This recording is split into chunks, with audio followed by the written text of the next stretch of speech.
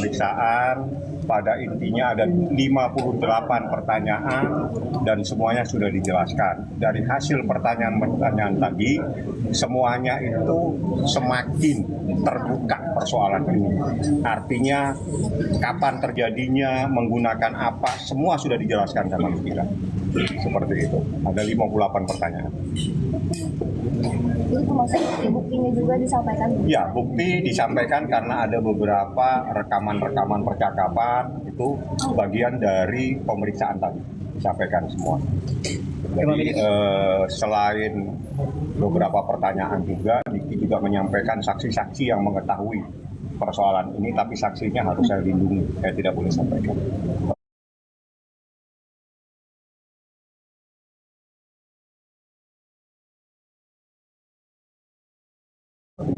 Nik lega gak, Nik?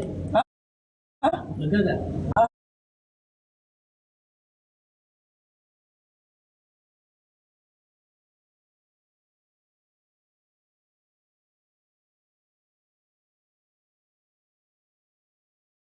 Lega gak? Alhamdulillah lega, udah selesai, akhirnya nggak ada BP lagi, udah selesai. Sebagai orang tua. Kak Niki, tadi pertanyaannya yang diperdalam oleh penyidik seputar apa aja sih? Nggak boleh kita sampaikan. Yang terpenting dari pertanyaan tadi itu ada yang paling inti ditanya tadi.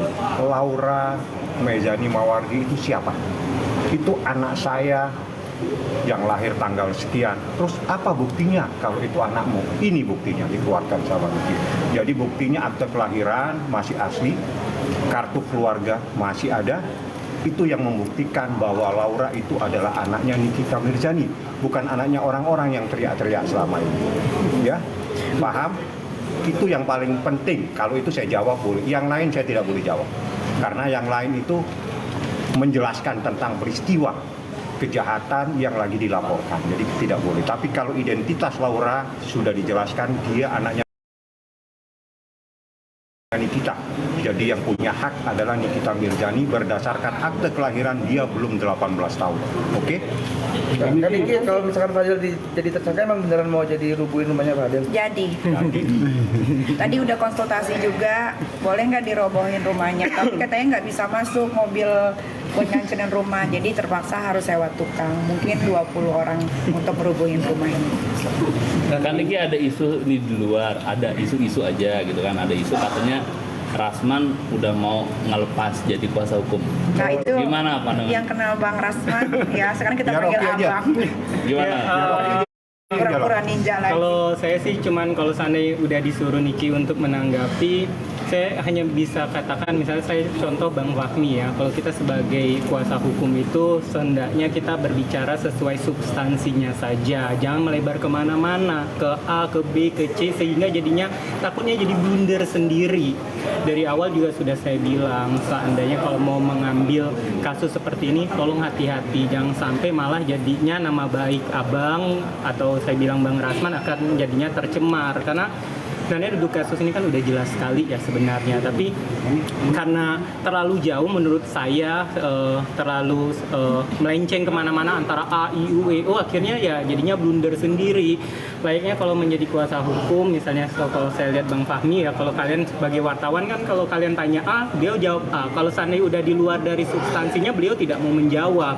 Maka dari itu pentingnya juga ya strike aja deh ke permasalahan ini. Kalau seandainya nanti beliau udah nggak mau lagi jadi kuasa hukum, karena pernah saya beliau bilang waktu konferensi pers waktu lagi di Zoom bareng dari awal dengan saya dengan Niki, dia bilang kalau seandainya memang ditemukan untuk adanya kebohongan kliennya, dia akan mundur. Nah, saya mau lihat nih apakah mundur atau tidak. Yang tapi kayaknya udah telat ya, udah telat sih begitu. Jadi sampai sejauh ini sesuai nggak sih dengan apa yang diharapkan? Semua sesuai on the track, tidak terlalu lama, tidak terlalu cepat. Memang tadi juga ngobrol di atas, polisi berhati-hati dalam menangani kasus ini karena kasus ini bukan kasus yang biasa ya Bang ya. Ini kasus anak di bawah umur, jadi semuanya harus detail. rumah sakit, orang-orang yang membantu segala macam itu harus ditanya. Dan alhamdulillah semuanya sudah rampung, tinggal saksi-saksi yang kemarin jadi saksi klarifikasi sekarang di BAP ulang, itu aja. Kan ini kan salah satu kasus dari mungkin sekian banyak yang nggak kasus. Mungkin bisa ada yang sampaikan itu. Iya, nah ini juga untuk para ibu-ibu atau orang tua di luar sana, kalau kalian punya anak masih di bawah umur, mendapatkan kasus yang sama seperti saya, jangan ragu, jangan takut untuk segera melaporkan ke kepolisian terdekat di rumah masing-masing, daerah masing-masing gitu. Insya Allah polisi pasti bakal menindaklanjuti dengan baik. Laura nanti bakal diperiksa juga kan? Iya. Udah siap mendampingi juga kan? Siap. Mendampingi gimana? Siap. Pasti. Banyak yang mau dampingin, kok ada Dokter Oki juga sebagai penenang yang kita tahu kan Bapak Beri ya.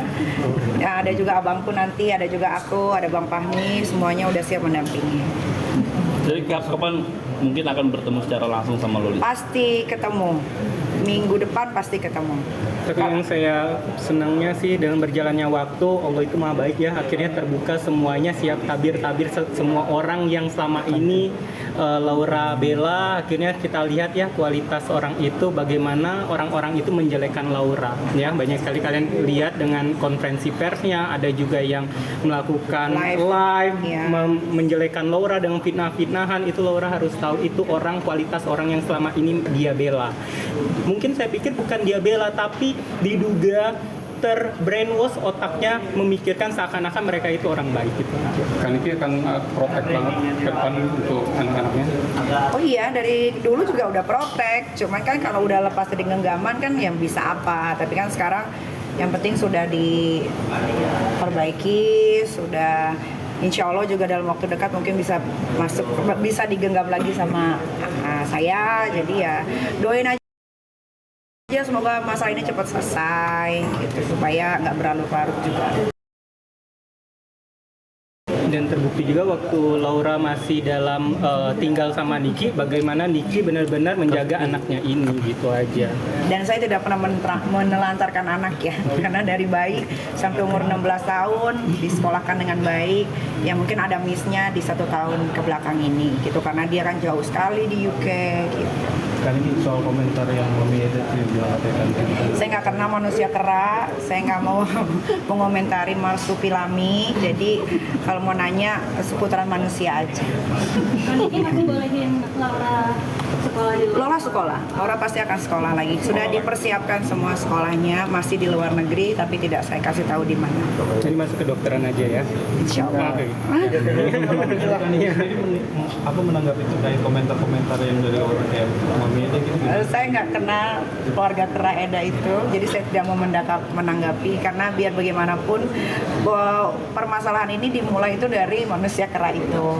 Harusnya Laura bersekolah dengan baik di asrama, dia itu sekolah di Taunton. Taunton itu di UK adalah sekolah nomor 2 terbaik dan itu bukan murah, sekolah itu mahal sekali. Hanya orang-orang yang berduit yang bisa masuk ke sekolah itu dan yang berotak pintar. Nah, gara-gara dia mendekati anak saya terus, Laura, akhirnya Laura jadinya terpancing, malah kabur dari asrama. Nanti menyesal nggak sih 1 tahun belakangan itu agak miss dalam Menyesal, ya menyesal tidak menyesal. Ini kan hidup ya. Kita kan nggak pernah tahu ke depannya bakal dapat musibah apa lagi. Jalanin aja lah. Kalau memang ada yang salah, kita betulin gitu. Nanti bakal lebih protektif lagi nggak sih Kak biar LM nggak kenal orang? Iya, kalau Laura sampai tua pun akan saya protek kalau saya masih berumur panjang.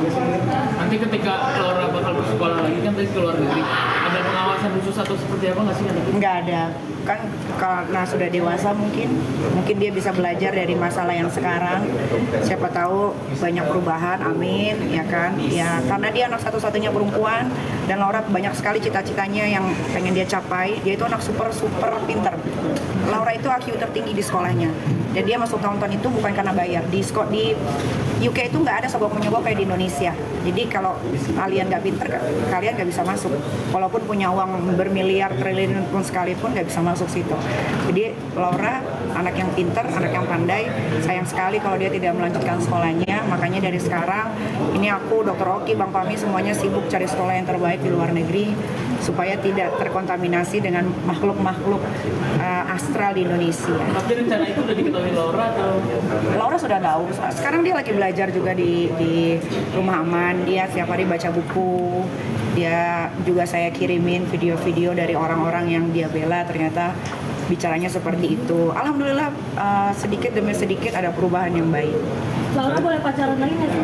Boleh, asal jangan sama Kang Semir dan sejenisnya. Atau mau ajak misalnya jodohin gitu, ketemuin sama laki-laki yang baik? Pasti ketemu nanti. Tapi biar Laura sekolah dulu, karena dia pasti rindu sama sekolah. Kapan rencana Laura pulang, Kak? Laura belum tahu pulangnya kapan, kan masih dalam proses. Ini masih dalam proses. Kan Niki sebagai seorang ibu, pelajaran apa yang didapat dari kedua ini? Sebagai seorang ibu, apa pelajaran yang didapat? Dia banyak sekali ya. Walaupun kita melakukan yang terbaik, pasti ada kurangnya terus di mata anak. Mau memberikan yang terbaik, pasti anak ada yang nggak setuju. Tapi ya resiko menjadi orang tua, apalagi single parent, ya nikmatin aja. Laura sendiri ada penyesalan? Menyesal pasti, harusnya kan dia bentar lagi kuliah nih. Dan Laura pasti kalau kuliah lulus dari tahun dia pasti bisa dapat kampus-kampus yang ternama di dunia. Itu udah dijamin pasti. Cuma gara-gara si Kang Semir ya kan, dan keluarga Mas Tuki Lami, akhirnya dia harus menunda pendidikannya, tapi tidak apa-apa. Ya tadi yang balik tadi saya yang tadi saya kasih tahu, Laura anak yang pinter, pasti dia bisa mengejar pelajaran-pelajaran yang tertinggal. Artinya Laura sendiri sudah menganggap hubungannya sudah selesai dengan M. Laura jadi benci sama si Fadel? Dia sadar bahwa kenapa ya? Kok gue kok sama begitu ya gitu. Nah pokoknya kurang lebih. Jadi kamu sudah berbahasa hati belum dengan kondisi Laura sekarang ini? Sudah kita harus ikhlas dong. Ya kan, waktu kan tidak bisa diputar. Jadi yang sudah terjadi diikhlaskan. Sekarang lagi pengobatan juga supaya jasmani, rohaninya Laura juga sehat.